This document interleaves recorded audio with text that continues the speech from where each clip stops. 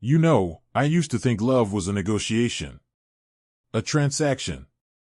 You put in the effort, you show the devotion, and you get back affection, partnership, intimacy. I built my entire world around that idea. Until the day my wife, Sarah, looked me dead in the eye and dismantled it all with one sentence. We were in the kitchen, that neutral ground of coffee mugs and leftover takeout. The argument had started over something stupid, something I can't even remember now. But it spiraled, as they always did, into the cold, silent territory of our dead bedroom. The air was so thick you could choke on it. I finally cracked, my voice barely a whisper, "Sarah, what happened to us?" "To everything?" She didn't even flinch. She just turned from the sink, her hand still wet, and her expression was empty. Not angry, not sad. Just vacant. And she said it. "Look, James, I need you to understand something. I don't have to be intimate with you. I don't owe you that." The words didn't even hurt at first. They were like a surgical laser, so precise and cold that the pain took a second to register. "You don't owe me?"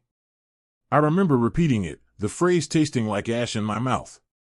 This wasn't the woman I'd married. The woman who'd laugh so hard she'd snort, who'd drag me onto the dance floor in our living room for no reason at all. This was a stranger stating a cold, hard fact of her new reality. And in that frozen moment, something in me broke. But not in the way you'd think. It wasn't a breakdown. It was a breakthrough. The final cable of my need for her approval, my desperation for her to want me, just snapped.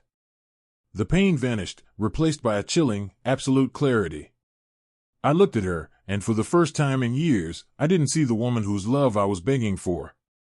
I saw a person who had unilaterally changed the rules of our marriage.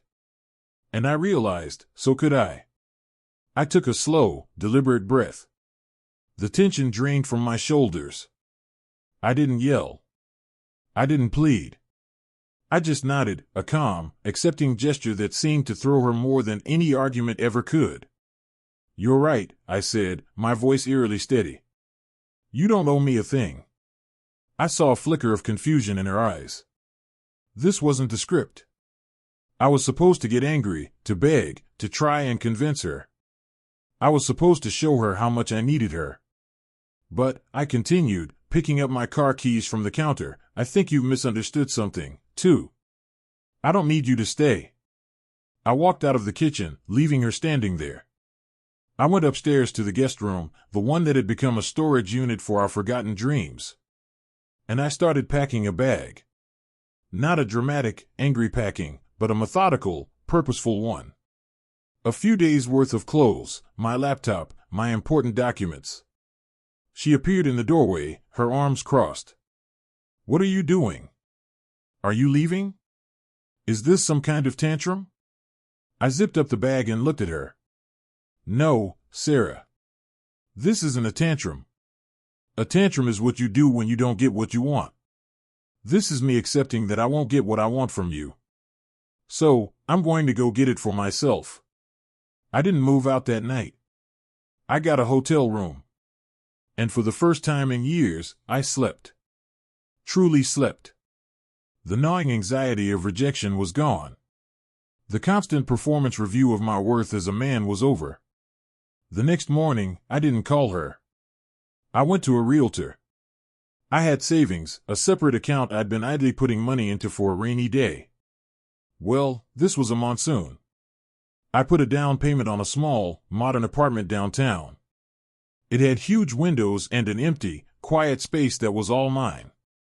When I returned to the house to tell her, her disbelief had curdled into something else. It was the first time I saw a flicker of fear. "You're actually doing this? You're blowing up our marriage over sex?" I almost laughed. It was never about the sex, Sarah. It was about the partnership. You checked out of yours. You told me you didn't have to be my partner in that way. Fine. But that means I don't have to be your provider, your emotional support animal, or your comfortable roommate. The deal is void. The divorce proceedings were surprisingly civil. She seemed to think I'd come crawling back once I realized how hard life was alone. But I wasn't alone. I was free. I poured all that energy I'd been wasting on trying to fix us into fixing myself. I hired a personal trainer. Not to get ripped, but to feel strong in my own body again. I reconnected with old friends, the ones I'd let drift away because Sarah found them annoying. I started rock climbing, something she'd always refused to try with me.